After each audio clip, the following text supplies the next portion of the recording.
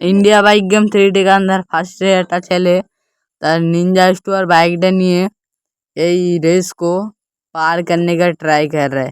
ये रेस को जो जीतेगा उसको एक सिगरेट कंटेनर दिया जाएगा। ये बंदा भी फेल हो चुका है इधर। लास्ट में द्वितीय একটা ছেলে वो भी ट्राई कर रहा है हायाबुसा ले, वो भी ट्राई कर रहा है रेस को जीतने की। तो वो बंदा भी दो घरेর জন্য हार गया।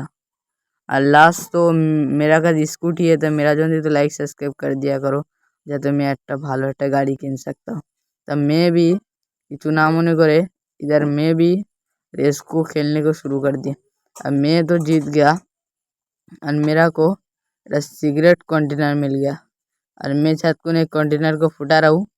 तब तक तुम यदि इंडिया हो तो लाइक करो, और यदि बांग्लादेश हो तो सब्सक्राइब करो। आज देखते हो कौन देशेर लोग हमारे वीडियो बेশি देखते চাই। इंडियार लोग मेरा वीडियो बेশি देखते हैं कि बांग्लादेशेर लोग मेरा वीडियो बेশি देखते हैं।